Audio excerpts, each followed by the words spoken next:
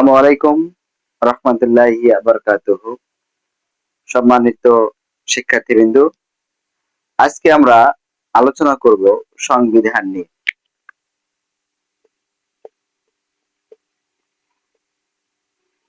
আজকে আমরা আলোচনা করব সংবিধান নিয়ে। সংবিধান কি জিনিস এবং সংবিধান কাকে বলা হয়? সংবিধান হলো একটি রাষ্ট্র পরিচালনা করার জন্য লিখিত অলিখিত বিধিবিধানের সমষ্টি। সংবিধান প্রধানত দুই প্রকার, এক নম্বর হচ্ছে লিখিত আর একটা হচ্ছে অলিখিত। সংবিধান দু ধরনের হতে পারে, একটা হচ্ছে লিখিত আর একটা হলো অলিখিত। পৃথিবীর বিভিন্ন দেশের লিখিত এবং অলিখিত দুইটি সংবিধানই জারি রয়েছে। যেমন বাংলাদেশের সংবিধান হচ্ছে লিখিত।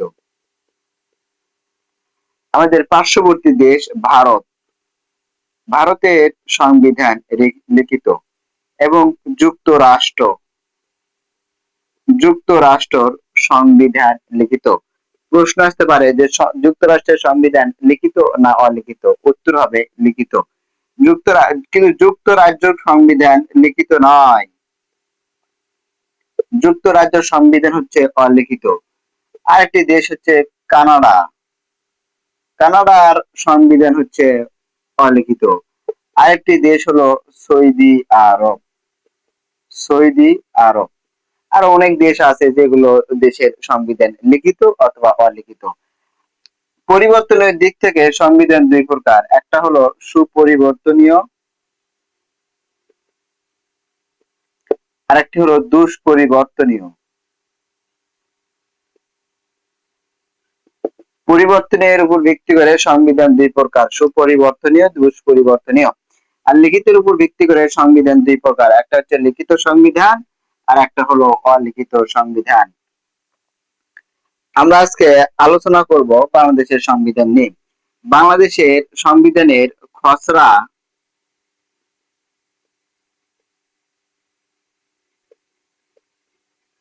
বাংলাদেশ সংবিধানের খসড়া উত্থাপন করা হয় 1972 সালের 12ই অক্টোবর। বাংলাদেশের সংবিধানের খসড়া উত্থাপন করা হয় 1972 সালের 12ই অক্টোবর। আর সেই খসড়াটা গৃহীত হয় 1972 সালের 4ই নভেম্বর। 4ই নভেম্বর এই খসড়া উত্থাপন হয় 12ই অক্টোবর আর গৃহীত হয় 4ই নভেম্বর। প্রশ্ন আসতে পারে যে বাংলাদেশের সংবিধান কবে থেকে কার্যকর হয়? বাংলাদেশের সংবিধান কার্যকর হয় 1972 সালের 16ই ডিসেম্বর। বাংলাদেশের সংবিধান কার্যকর হয় 1972 সালের 16ই ডিসেম্বর থেকে শুরু হয়। প্রশ্ন আসতে পারে যে বাংলাদেশ সংবিধান দিবস কবে?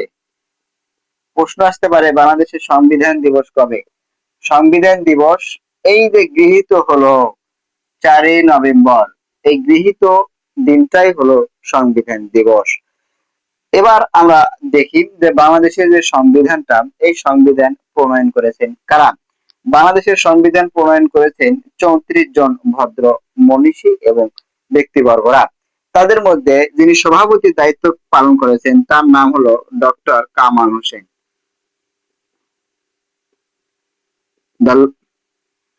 ডক্টর কামাল হোসেন 34 জন সদস্যের মধ্যে সভাপতির দায়িত্ব করেন ডক্টর মোহাম্মদ কামাল হোসেন।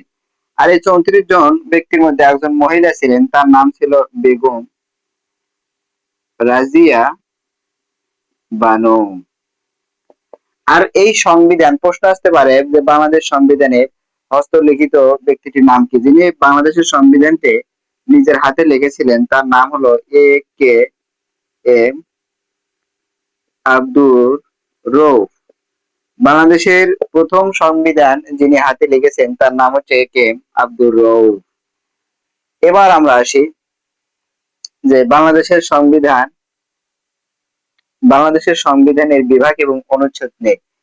বাংলাদেশের সংবিধানের 11টি 11টি ভাগে বিভক্ত। বাংলাদেশের সংবিধান 11টি ভাগে বিভক্ত।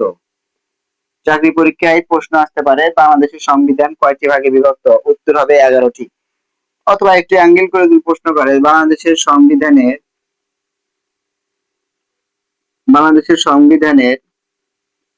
তফসিল সংখ্যা কয়টি? বাংলাদেশের সংবিধানের তফসিল সংখ্যা হচ্ছে 7টি। বাংলাদেশ সংবিধানের 7টি তফসিল রয়েছে। অথবা প্রশ্ন আসতে পারে বাংলাদেশ সংবিধানের অনুচ্ছেদ কয়টি? তাহলে এর উত্তর হবে 153টি। অ্যাজ এ টোটালি আমরা দেখতে পেলাম যে সংবিধান প্রধানত দুই প্রকার, লিখিত অলিখিত ও ভিত্তি করে সংবিধান দুই প্রকার। লিখিত অলিখিত পরিবর্তনের উপর ভিত্তি করে সংবিধান দুই প্রকার, সুপরিবর্তনীয় এবং দুষ্পরিবর্তনীয়। আর এই সংবিধানের খসড়া উত্থাপন হয় 1972 সালের 12ই অক্টোবর। এই সংবিধানের খসড়াটা গৃহীত হয় 1972 সালের 4ই নভেম্বর, যেটাকে আমরা সংবিধান দিবস হিসেবে জানি। আর এই সংবিধানটা কার্যকর হয় 1972 সালের 16ই ডিসেম্বর। আর বাংলাদেশ স্বাধীনতা লাভ করেছিল 1971 সালের 16ই ডিসেম্বর। আর এই সংবিধানের রয়েছে 11টি ভাগ, 7টি তফসিল এবং 153টি অনুচ্ছেদ। সংবিধান প্রণেতার সদস্য সংখ্যা ছিলেন 34 জন, তার মধ্যে সভাপতির দায়িত্ব করেন ডক্টর কামাল হোসেন। আর এই 34 জনের মধ্যে একজন ভদ্র মহিলা ছিলেন, তার নাম ছিল বেগম রাজিয়া বানু। আর সর্বপ্রথম যিনি হস্তলিখিত নিজের হাত দিয়ে সংবিধান লিখেছেন তার নাম ছিল A.K.M আব্দুর রউফ। আজকের মনে আজকের ক্লাস এই পর্যন্তই সমাপ্ত। সবাই ভালো থাকবেন, সুস্থ থাকবেন। আল্লাহ হাফেজ।